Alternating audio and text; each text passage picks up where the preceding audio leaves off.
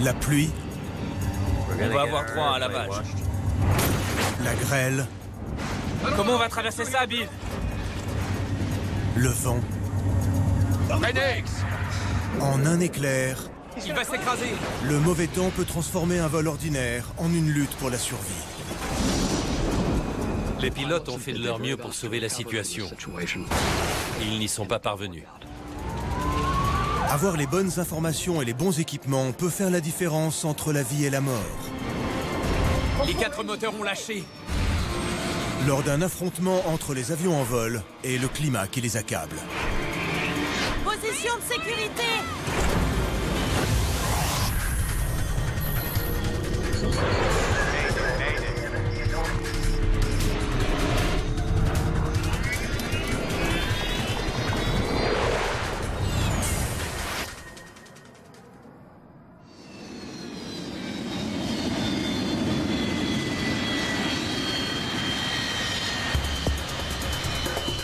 Début du mois de décembre. Une tempête hivernale s'abat sur l'est des États-Unis. La situation météorologique est plutôt singulière en cette période de l'année. Il y a une grande variété de climats à travers tout l'est des États-Unis. Pour la plupart des gens, la météo hivernale n'est rien de plus qu'un désagrément. Mais pour ceux qui sont en vol, le mauvais temps peut être mortel. Une navette aérienne de Continental Airlines transportant 48 personnes s'est écrasée sur une maison de la banlieue de Buffalo. Il n'y a eu aucun survivant. Une personne au sol a aussi été tuée. L'avion partait de Newark pour Buffalo. Il y avait de la pluie et du grésil. Chaque jour, les pilotes prennent des décisions vitales en rapport avec la météo. Devrais-je décoller ou non? Puis, une fois en vol, ils ont 5 minutes pour trouver une solution qui gardera leurs passagers, eux-mêmes et leur avion hors de danger. Ce jour-là, les vols depuis New York en direction de Houston ont été retardés ou annulés. Des milliers de passagers sont affectés. La raison principale, le personnel de cette salle a jugé qu'il était trop dangereux de piloter par ce temps. Notre mission est d'assurer la sécurité des vols. Ce que nous avons sous les yeux, c'est l'état actuel des choses. Ça semble être un orage supercellulaire. Cette salle est le premier outil de prévention des catastrophes aériennes. Le centre de météorologie aéronautique du gouvernement fédéral à Kansas City, dans le Missouri. Ici, 24 heures sur 24, 7 jours sur 7, les météorologues scannent le ciel pour détecter le type de climat qui serait capable d'abattre un avion. Ce jour-là, c'est le cas avec cette tempête. Nous avons détecté une météo particulièrement mauvaise dans les Carolines. Nous recevons beaucoup d'alertes d'orages violents et de tornades. Les météorologues ont détecté des orages allant vers Atlanta, en Géorgie. Ils ont mis en garde les pilotes et les aiguilleurs du danger imminent. Le résultat est immédiat. Il y avait les avions au sol qui ne pouvaient pas décoller et ceux qui arrivaient mais qui ne pouvaient pas atterrir. Sans oublier qu'ils contournaient cette ligne d'orage de quelques centaines de kilomètres. Les météorologues ont suivi l'évolution de la tempête toute la journée. Parce qu'ils savent que la météo peut changer à tout instant, ils suivent non seulement les tempêtes, mais prédisent aussi les nouvelles formations d'orages. Il faut garder un œil sur chaque risque et être toujours préparé aux aléas. Ceux qui sont en service aujourd'hui doivent également trouver un moyen de garder les avions hors des tempêtes qui se déplacent dans le sud. En tant que gestionnaire de trafic, nous devons travailler avec la FAA. Ensemble, nous déterminons des itinéraires sûrs pour les avions. Ils ne peuvent pas traverser les tempêtes ni passer au-dessus. En croisant ces deux images, nous créons une nouvelle image tridimensionnelle de l'atmosphère et de l'évolution de l'humidité. Les orages sont une menace mortelle pour les pilotes. Les nuages qui les contiennent sont énormes. Ils sont généralement trop grands pour être survolés et le temps peut y être traître. En aucun cas, un avion ne devrait traverser un orage. Les coups de foudre et la grêle pourraient endommager la cellule. Dans les cas extrêmes, les précipitations trop abondantes d'un orage peuvent s'avérer dangereuses et provoquer l'extinction d'un moteur. Ici, les météorologues connaissent le danger des orages. Un accident d'avion en particulier leur a beaucoup appris.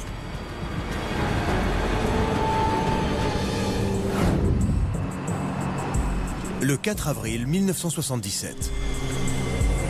Bonjour monsieur. Bonjour. Votre carte d'embarquement s'il vous plaît. Le vol 242 de la Southern Airways part pour Atlanta, en Géorgie. Au fond du couloir à droite monsieur. Bon voyage. Merci. Carte d'embarquement. Au sud des États-Unis, la météo est habituellement caractérisée par une forte humidité et des températures élevées. La recette parfaite pour la formation d'orages.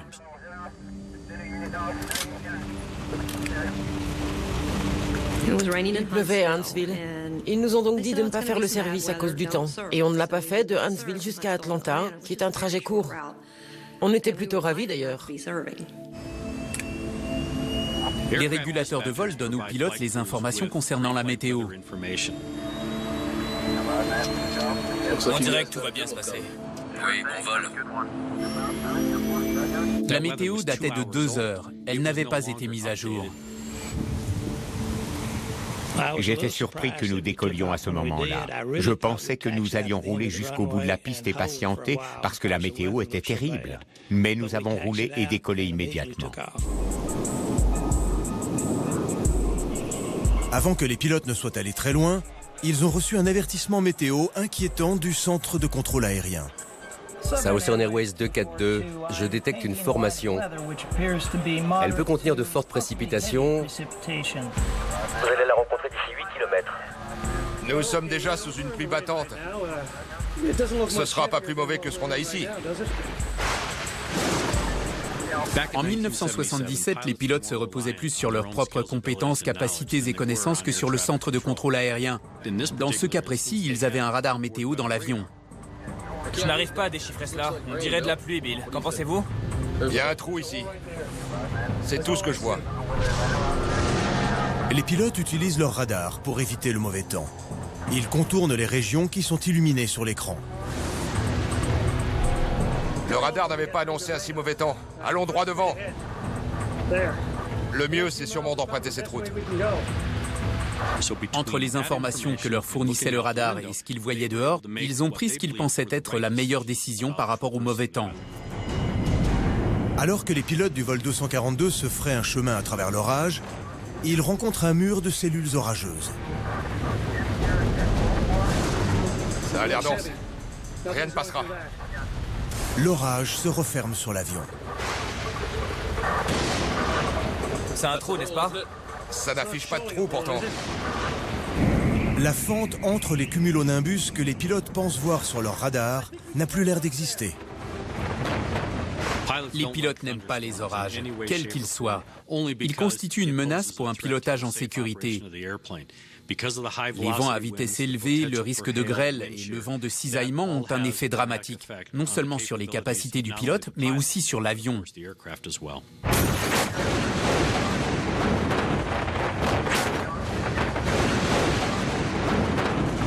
La grêle faisait un vacarme comme je n'avais jamais entendu.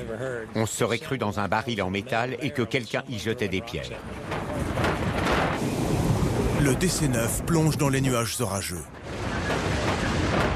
On passe par ici ou on sort? Comment on va traverser ça, Bill? D'énormes grêlons continuent de marteler l'avion. Il va falloir sortir d'ici. Oui, à travers cette bande. C'est dégagé sur la gauche. Les pilotes essaient d'échapper à l'orage. Ils laissent le radar les guider hors du danger. On doit pouvoir traverser ici. Mais leur radar les induit en erreur.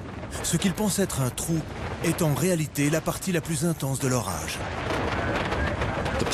Les pilotes du vol 242 se sont retrouvés dans un espace où se rassemblaient différents orages, créant une ligne que l'on appelle ligne de grain. À l'intérieur de cette ligne, les orages se déplacent rapidement. Le système agité crée des tornades, des vents de haute vélocité et de la grêle. Vol 242. Notre pare-brise est cassé.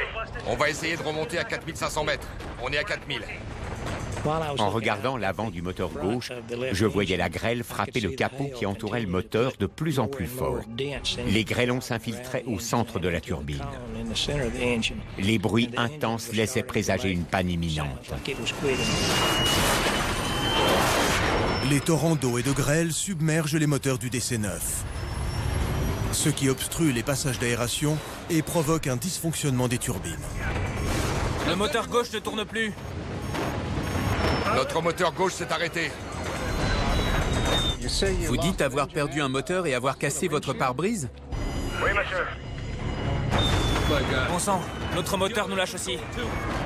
On perd l'autre moteur. Vol 242, répétez. Je répète.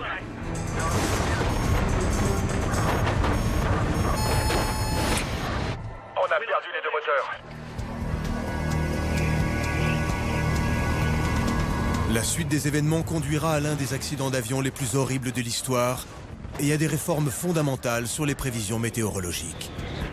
Position de sécurité! On perd l'autre moteur. Au-dessus de la Géorgie, le vol 242 de la Southern Airways tombe du ciel.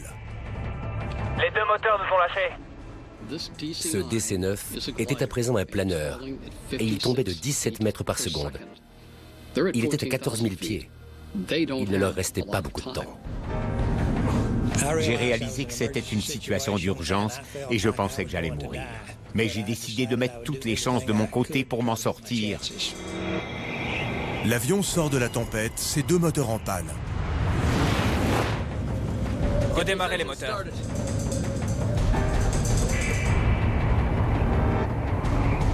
Bill, on doit absolument se poser. N'importe quel endroit fera l'affaire. Non, Bill. Lyman Keel était un jeune homme qui revenait du terrain d'essai d'Asie du Sud-Est.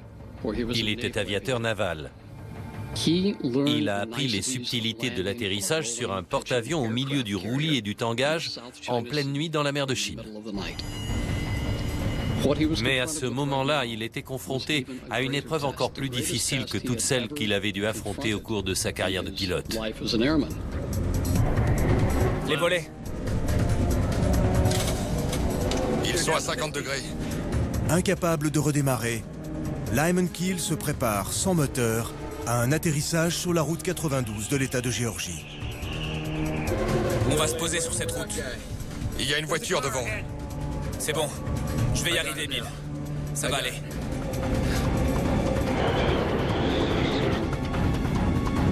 Position de sécurité!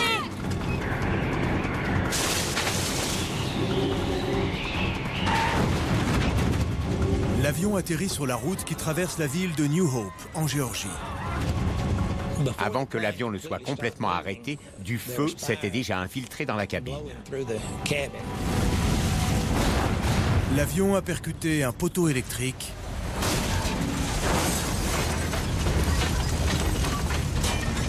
puis une station-service. Je ne saurais décrire l'endroit où je me suis retrouvée à mon réveil. Je voyais un faisceau de lumière, et coûte que coûte, il fallait que je traverse cette fente.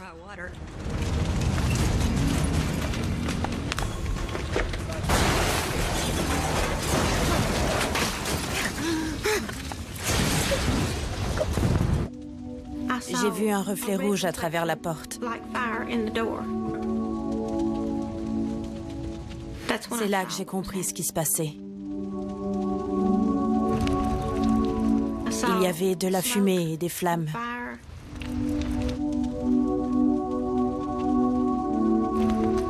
Des gens venaient vers moi. Ils ne criaient pas, ils étaient calmes. Je suis retournée à la cuisine. J'étais entourée de gens. Ils savaient qu'ils étaient dans une maison et devaient se sentir en sécurité. Ils avaient besoin d'aide. Je me souviendrai toute ma vie de ces arbres en feu. Des sapins et des morceaux d'avion qui brûlaient. C'était irréel. 22 personnes ont survécu au crash du vol 242. 72 sont mortes. Le vol 242 s'est écrasé lorsque les moteurs du DC-9 ont cessé de fonctionner. La tragédie du vol 242 aurait pu être évitée si les pilotes avaient reçu les bonnes informations sur la météo à Huntsville. S'ils avaient connu les caractéristiques de la zone orageuse, son développement et son impact sur leur itinéraire, ils auraient probablement choisi une autre route ou seraient restés à Huntsville.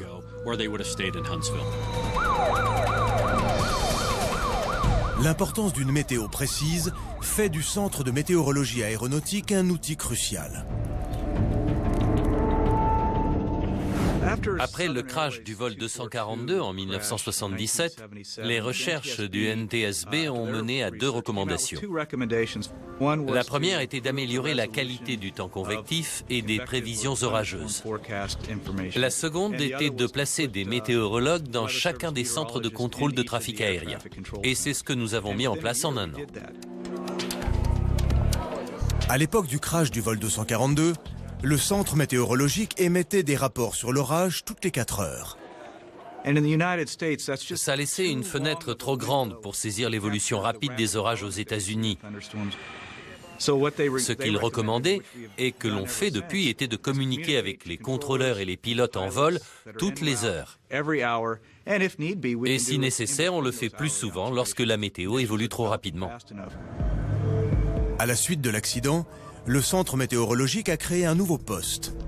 Un météorologue sera présent uniquement pour surveiller les orages se formant dans le ciel des États-Unis. En ce jour de décembre, les météorologues chargés de repérer les orages sont très occupés. La tempête au-dessus d'Atlanta se déplace. On peut voir ici qu'il y a peu d'avions, surtout au-dessus de la Caroline du Nord, où se trouvent les orages les plus importants. En plus de faire des rapports météorologiques, ces personnes doivent accomplir d'autres tâches cruciales. Quand la météo est trop mauvaise, ils peuvent fermer de grandes zones de l'espace aérien. Pour cela, ils émettent des avertissements appelés SIGMET, une abréviation signifiant Information météorologique significative. C'est une alerte envoyée aux pilotes pour qu'ils évitent le mauvais temps. Je l'ai sur le radar. Lorsque nous détenons l'information et que nous sommes certains qu'il y aura des turbulences ou du gel sévère, nous émettons ce qu'on appelle un SIGMET. J'aimerais que les pilotes évitent cette zone, les orages et le tonnerre, parce qu'ils viennent juste de se former. Les orages de la journée sont si sévères que les scientifiques du centre météorologique ont fermé certaines zones de l'espace aérien aux avions. Nous avons défini une zone large allant de Norfolk jusqu'aux eaux côtières de Géorgie pour cause d'orages violents. Il est simple d'émettre un SIGMET. Les météorologues soulignent les zones à éviter sur leur ordinateur. Les informations sont transmises aux répartiteurs, aux contrôleurs aériens et aux pilotes à travers le pays. Les avions sont alors immédiatement détournés. On peut voir que certains de ces avions sont déjà dans la zone. Les contrôleurs aériens vont alors les aider à naviguer autour des cellules orageuses individuelles. Ils sont très bien dirigés. On les guide de façon minutieuse et stratégique autour des cellules orageuses. Le SIGMET émis par le centre de météorologie affecte des centaines de vols le long de la côte Est. Les pilotes doivent alors trouver un chemin pour contourner la zone dangereuse. Et il ne s'agit plus de simples suggestions. Il y a des conséquences légales aux signaux émis. Les pilotes sont interdits légalement d'entrer dans la zone aérienne lorsqu'un SIGMET est en cours. Émettre un SIGMET a de sérieuses implications. On ferme tout de même un espace conséquent de la taille de la Géorgie. L'impact sur le trafic est donc considérable. La FAA et les contrôleurs du trafic aérien doivent s'organiser pour trouver les meilleures routes et aider les avions à se déplacer dans le ciel. Il peut y en avoir des centaines à guider dans cette zone dangereuse et ce durant 4 à 6 heures, voire plus.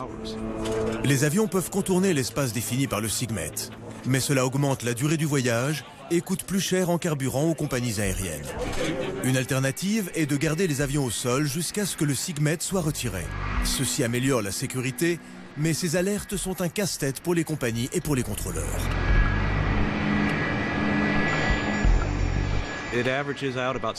Il y a à tout moment entre 7000 et 8000 avions en vol en moyenne à gérer tous les jours. Durant une tempête très active, quand on commence à fermer de grands espaces aériens, cela ne laisse que très peu de marge d'action aux contrôleurs du trafic pour faire passer les avions. La technologie permet aux météorologues de garder les avions loin des zones dangereuses.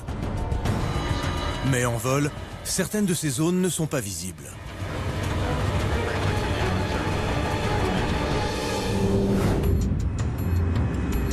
2 août 1985. Voler à 10 degrés, s'il vous plaît. Le vol 191 s'approche de l'aéroport international de Dallas-Fort Worth. Contact et contrôle après décollage. La chaleur du Texas a laissé la place à des orages. Le trafic à l'aéroport commence à stagner alors que la météo empire. Notre avion va avoir droit à un lavage. Comment? Notre avion va avoir droit à un lavage. Rien ne paraissait inhabituel, excepté le fait que nous commencions à être surchargés et que les avions s'accumulaient petit à petit.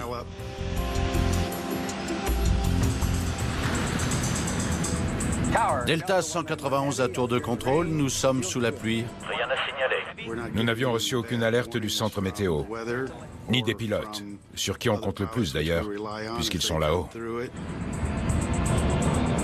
Alors que les pilotes du vol Delta 191 préparent leur atterrissage, la pluie redouble d'intensité. Plus on s'approchait de l'aéroport, plus le temps empirait. On allait tout droit dans l'orage, au lieu de le contourner. Une formation orageuse des plus violentes se tient entre eux et la piste d'atterrissage. Vérification avant atterrissage. Train d'atterrissage. En descente, 3 voyants verts. À l'époque, le type d'orage vers lequel les pilotes se rapprochent est à peine connu. John McCarthy est l'un des principaux experts mondiaux de ces tempêtes. Ils sont météorologiquement minuscules comparés à un gros orage, à une tempête de neige ou à un ouragan. C'est aussi grand qu'une aiguille dans une botte de foin. L'aiguille était une micro-rafale, l'un des phénomènes météorologiques les plus meurtriers et mal compris à l'époque. Elles ont déjà abattu des avions de ligne.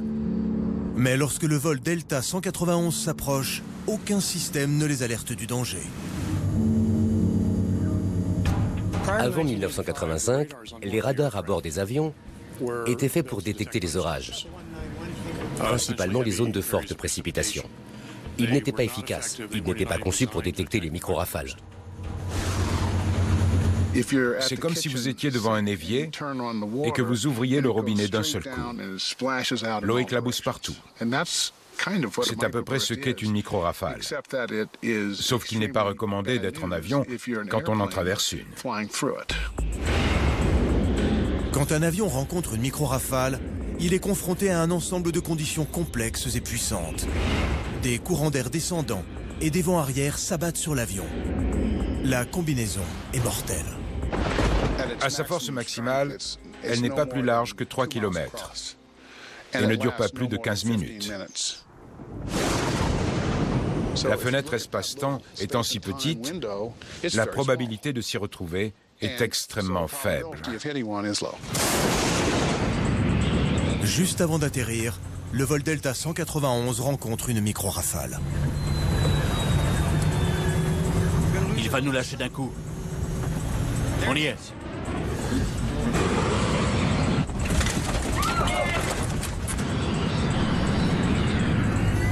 Poussez-le. Jusqu'au bout, à fond. À fond.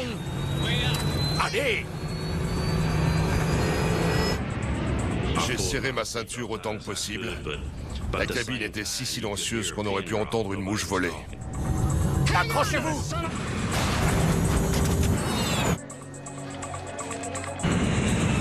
Il s'écrase.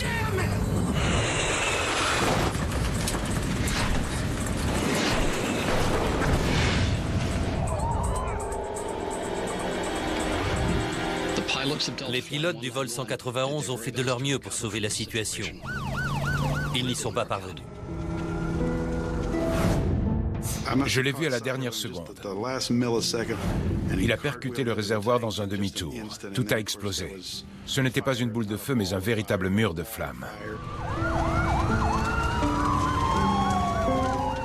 Tout est arrivé en quelques secondes. 5 secondes tout au plus. Je ne saurais pas dire. Puis, tout s'est arrêté. Lorsque j'ai ouvert les yeux, il n'y avait plus rien. Tout avait disparu. L'avion était complètement ouvert vers l'extérieur. Il était littéralement coupé en deux.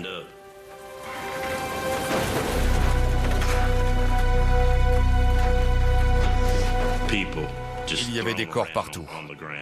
Certains portaient encore leurs vêtements, d'autres non. Certains étaient brûlés. Seulement 27 personnes ont survécu au crash du vol 191. À l'aide! Par ici!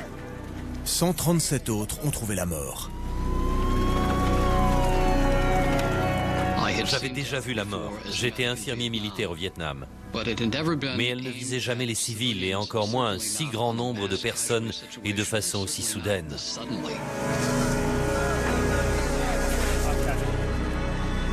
On ne peut pas tout mettre sur le dos du personnel aérien. Leur travail consiste à éviter les orages, mais en été, il y a certainement des prévisions de ce type tous les jours à Dallas. Il est difficile de savoir lesquelles sont réellement dangereuses.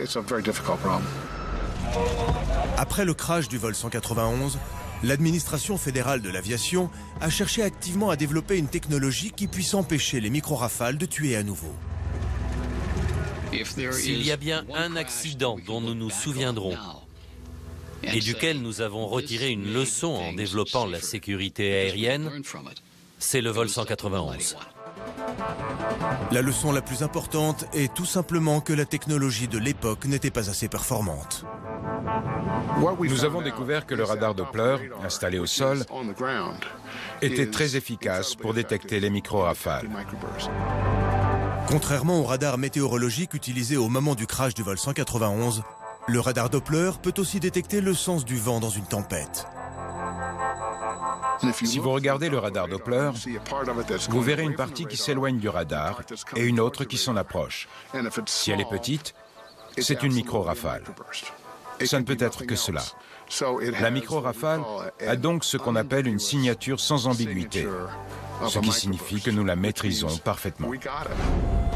Quand le système du radar Doppler à l'aéroport détecte une micro-rafale, il envoie une alerte aux contrôleurs aériens. Ces derniers la relaient aux pilotes en approche. Vol 236, alerte de micro-rafale à 1500 mètres. Quelles sont vos intentions? Après le crash du vol Delta 191, les radars météorologiques Doppler ont été installés dans les aéroports de tous les États-Unis. Celui de Dallas-Fort Worth fut l'un des premiers à appliquer le système. Mais la technologie est seulement l'un des maillons de la chaîne. Parfois, même avec toutes les données, les pilotes prennent des décisions désastreuses. En voilà une belle. Il faut qu'on arrive au plus vite.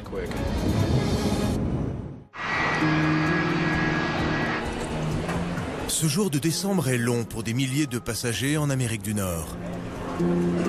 Une tempête hivernale se déplace à travers le sud-est des États-Unis. Les météorologues du centre aéronautique ont fermé un grand espace aérien. Des centaines de vols ont été suspendus ou contraints de contourner la tempête. Mais fermer cet espace n'enlève en aucun cas la pression. Nous ne pouvons pas laisser les tempêtes qui se développent et deviennent plus violentes nous distraire des autres dangers comme la glace, les turbulences, les vents de surface ou de cisaillement, même à faible intensité. Les météorologues peuvent voir les dangers qui guettent les pilotes et leur dire comment les éviter. Mais parfois, ce que les pilotes font de ces informations peut être fatal.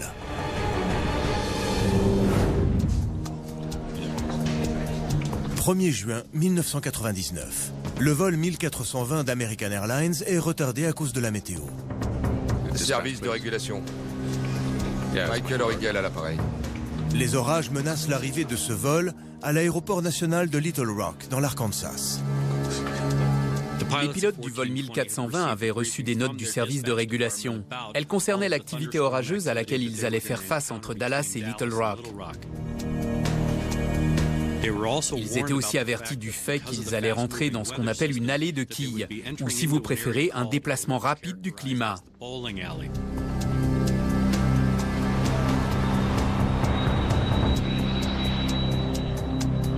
Avec 2 heures de retard, les pilotes décident de décoller.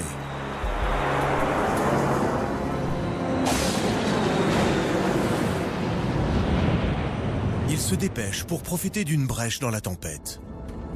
Wow. On dirait que c'est mouvementé de ce côté. Oui. Il y a des éclairs. Droit devant. Je pense que ça ira quand même. En plein dans l'allée de quilles. Comme dit un ami, C'est cool comme la Californie. Tout roule. On est bon. Exactement. S'ils n'arrivent pas à temps, ils vont devoir dévier vers un autre aéroport ou atterrir dans des conditions météorologiques très difficiles. Le service de régulation les avait mis en garde. Ils devaient entrer dans ce couloir entre les deux formations de nuages et n'avaient vraiment pas beaucoup de temps.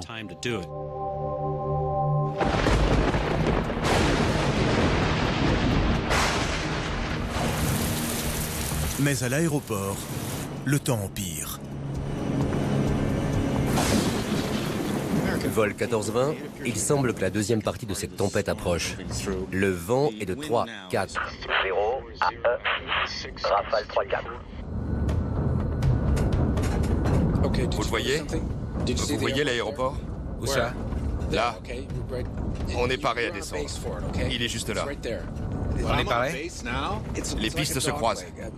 On y arrive. Il est juste là. Je l'ai perdu. On ne peut pas maintenir un visuel. L'avion nous secouait dans tous les sens. Il était sacrément instable. Je ne sais pas comment cela m'est venu à l'esprit, mais j'ai senti qu'il y avait un problème majeur. Je ne saurais vous dire comment j'ai pu y penser.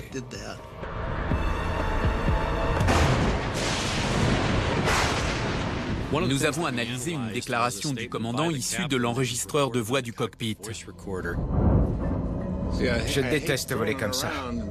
En pleine nuit, par ce temps et sans savoir où nous sommes. Nous nous sommes rendus compte qu'il n'avait pas conscience de la situation. Il volait dans un environnement très dangereux et il ne l'avait pas compris. Vol 1420. Nous avons de fortes pluies à l'aéroport. Je n'ai pas de Nouvelle de la météo, mais la visibilité est de 1600 mètres maximum. 1000 mètres de PVP sur la piste 4R. Alors que les pilotes du vol 1420 tentent un atterrissage, la visibilité se réduit encore. Le vent est maintenant de 3, 5, 0 à 3. 0 avec des rafales 4, 5. On peut atterrir? 030 à 45, vol 1420. 1000 mètres de PVP, on ne peut pas atterrir. Si, ça ira. Qu'est-ce qu'il nous faut? La PVP est de 700 mètres. D'accord, ça marche. Oui, on y va. Le niveau de stress d'un pilote augmente, surtout dans un environnement orageux. Le nombre de décisions à prendre se décuple en un très court laps de temps. 15. Train d'atterrissage. Phare, s'il vous plaît. Les pilotes auraient pu changer d'aéroport, mais ils décident de tenter l'atterrissage. Les aiguilleurs ont détecté un vent traversier sur la piste. Alerte vent de cisaillement sur le champ central. 3, 5, 0 à 3, 2. Rafale 4, 5. Vent limite nord 3, 1, 0 à 2, 9. Vent limite nord-est 3, 2, 0 à 3, 2. 1000 pieds. 20. Terre à 40-40. C'est une boîte de Pandore. Le vent est de 3, 3, 0 à 2, 8. Je vais rester au-dessus. La piste est à gauche. Vous la voyez? Non. J'aperçois la piste. Vous y êtes? Je l'ai, c'est bon. Vent de 3, 3, 0 à 2, 3. On a dévié. Je ne la vois plus. On a dévié. Je ne vois plus rien. Vous l'avez? Le vent balaye la piste inondée par la pluie. Les pilotes font leur approche finale. 40. 30 pieds. 20. 10.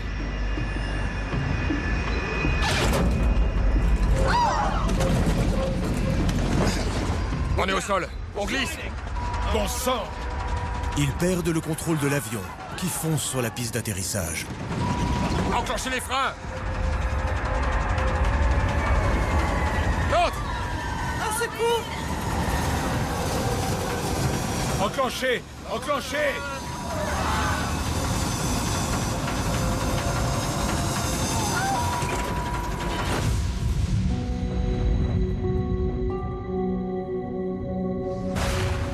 L'avion a glissé jusqu'au bout de la piste et a percuté plusieurs colonnes en acier.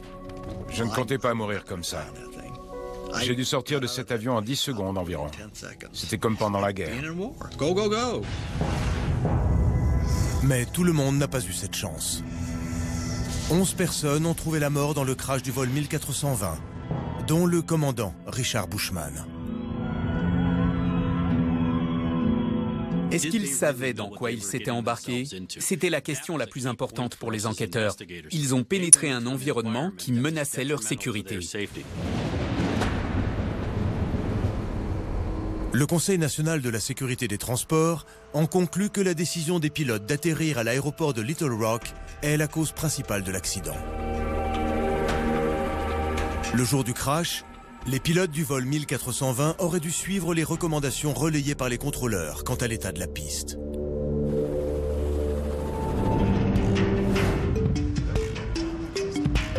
Au Centre de météorologie aéronautique, les scientifiques voudraient supprimer cet intermédiaire. Nous pouvons fournir une photo au pilote et l'envoyer directement dans le cockpit. Ils pourront ainsi naviguer en se basant sur cette photo plutôt que d'essayer de comprendre les quelques mots que leur font parvenir les contrôleurs par radio. Ils pourront concrètement voir les dangers et prendre les décisions en temps réel, au lieu d'avoir à décoder des informations et à les replacer dans l'espace. Cela accélérerait le processus considérablement. Tout au long de la journée, les météorologues ont suivi un nombre important d'orages dans le sud des États-Unis. À présent, c'est l'accalmie. L'espace aérien, fermé quelques heures plus tôt, est réouvert.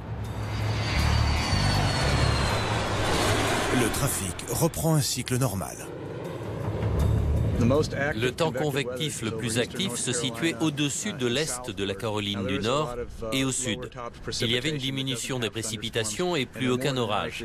S'il traversait l'ouest de la Caroline du Nord et la Virginie centrale, les avions pouvaient contourner ce mauvais temps. Les orages dans le sud des États-Unis s'apaisent, mais les météorologues gardent un œil attentif sur un nouveau développement dangereux, un volcan au sud des États-Unis.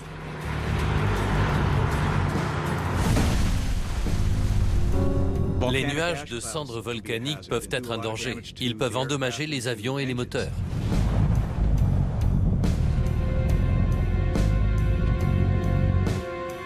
Nolan Duke suit la météo du golfe du Mexique. Voici la soufrière de Montserrat, près d'Antigua, dans les îles du Vent, au sud-est de Porto Rico. Le volcan souffle à un tas de cendres. Le volcan de la Soufrière est en éruption depuis une semaine. Le nuage de cendres volcaniques qu'il produit pourrait être mortel pour les pilotes qui le traversent.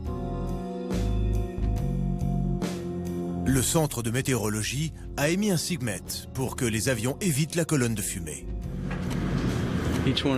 Chacun de ces clichés représente une heure. Au lever du soleil, le nuage de cendres était dans cette région laiteuse, ici. Il est parfois difficile de distinguer les nuages de fumée des nuages naturels. Mais un œil exercé saura détecter ce nuage de cendres. Il y a 30 000 personnes vivant sur ces plateformes de forage, sans aucune interruption.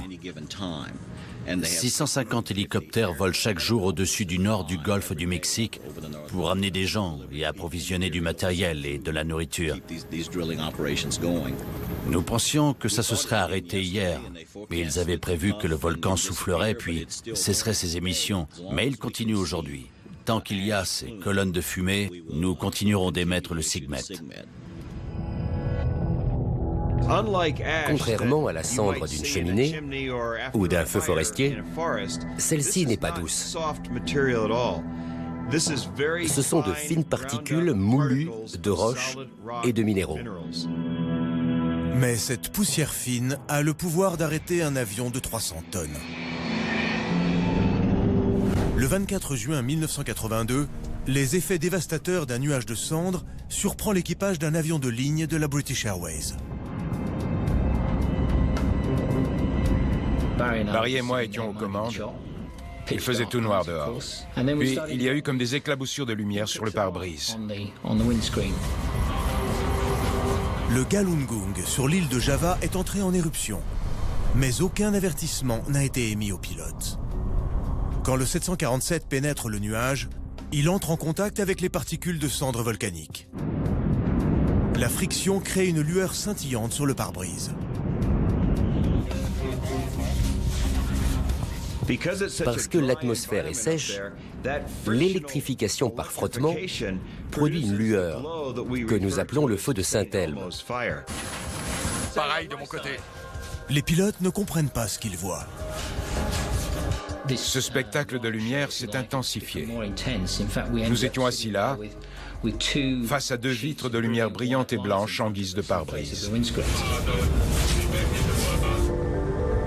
Les passagers voient aussi une lueur étrange autour des moteurs de l'avion.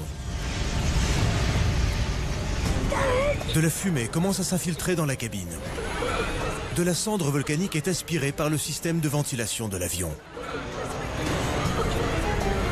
Entre ces particules de cendre à l'intérieur et les éclats sur l'appareil, le nuage volcanique devient mortel. Panne moteur, numéro 4. Feu au numéro 4. La cendre a étouffé l'un des 4 moteurs de l'avion. Fermé. Levier de démarrage. Éteint. D'énormes flammes sortaient de l'arrière des moteurs. Elles devaient faire 10 ou 12 mètres. Et jaillissaient des moteurs avec une telle force. Je me suis demandé si elles allaient rentrer dans l'avion et envahir la cabine. Si on allait mourir brûlé ou si on allait être asphyxié par la fumée.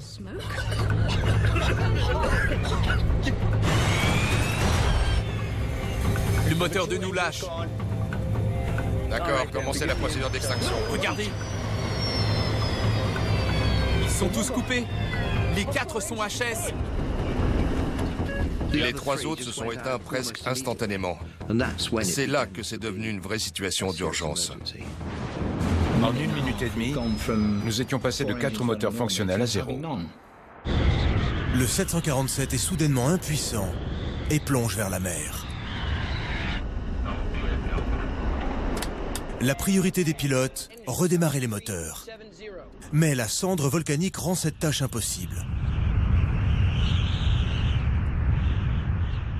La température dans la chambre de combustion avec la cendre était d'environ 2000 degrés Celsius.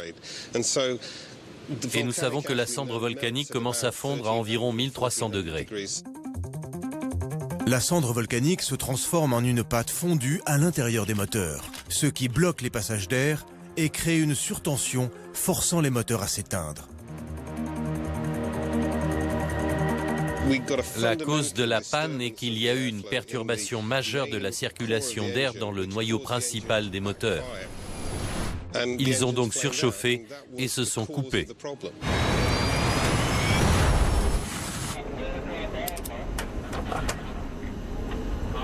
Déclarez une situation d'urgence.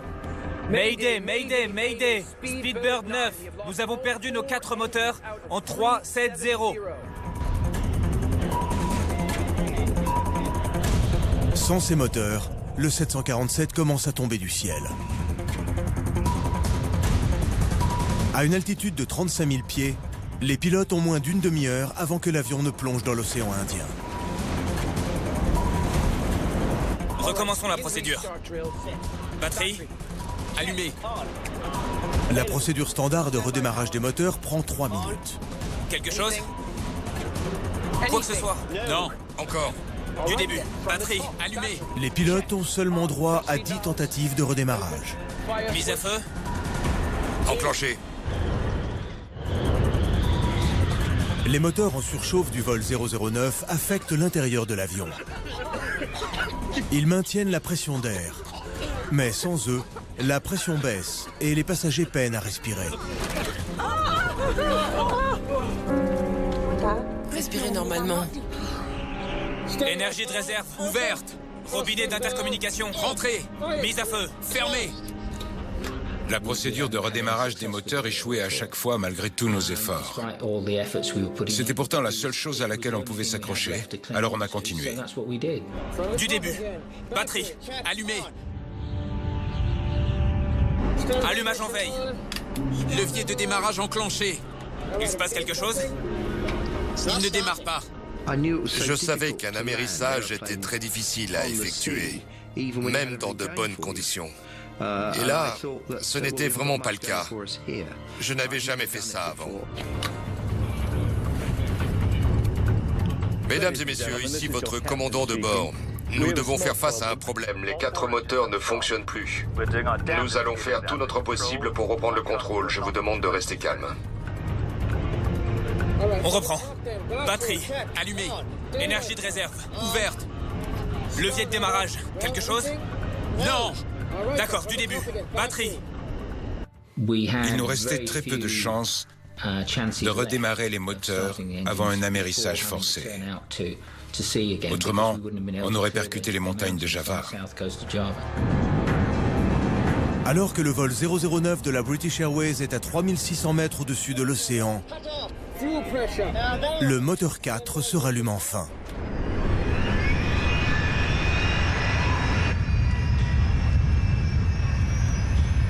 Numéro 4 de retour.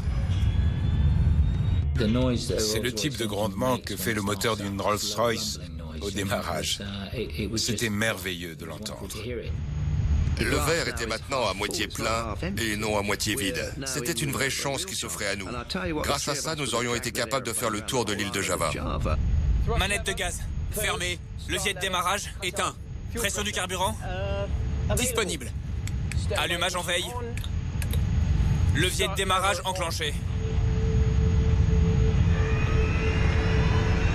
Le moteur 3 redémarre. J'y crois pas. Les moteurs 1 et 2 aussi. Dès qu'ils sont sortis du nuage de cendres, tout a pu refroidir puisque les moteurs ne tournaient plus. Ils ont donc eu le temps de dégager les poussières volcaniques des turbines et ainsi de redémarrer. On s'est dit, posons cet avion au sol aussi vite que possible. Mesdames et messieurs, ici votre commandant de bord. Il semble que nous ayons surmonté le problème et réussi à redémarrer les moteurs.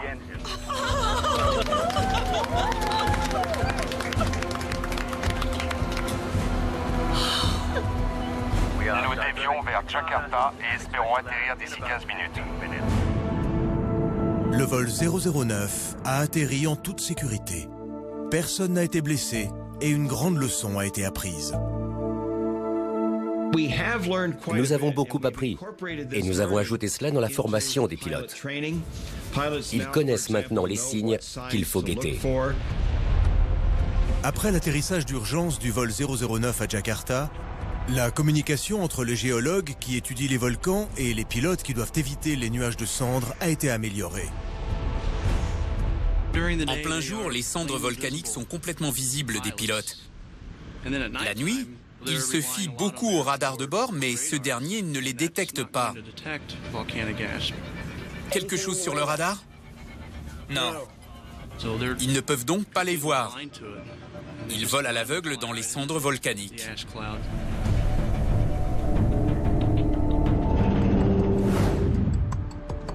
Les météorologues ont été contraints de fermer 2 zones. Une zone orageuse et une de cendres volcaniques. Le ciel de la côte est à présent dégagé et la colonne de fumée du volcan rétrécit. On a rarement une pause ou le temps de s'asseoir et de poser les pieds sur la table.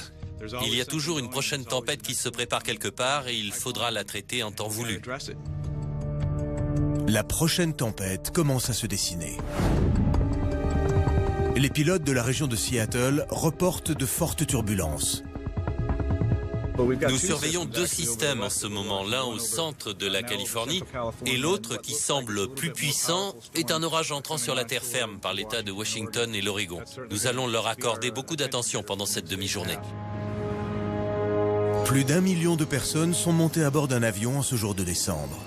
Certains vols ont été retardés, mais il n'y a pas eu un seul accident à cause du mauvais temps. Voici le type de résultat qu'espèrent avoir chaque jour les météorologues. L'idéal serait de n'avoir aucun nuage, aucun danger pour les pilotes et tout irait pour le mieux dans le meilleur des mondes. Nous sommes ici pour assurer la sécurité des passagers et quand le devoir nous appelle, nous devons être prêts. Nous respirons un peu aujourd'hui et nous nous préparons pour demain.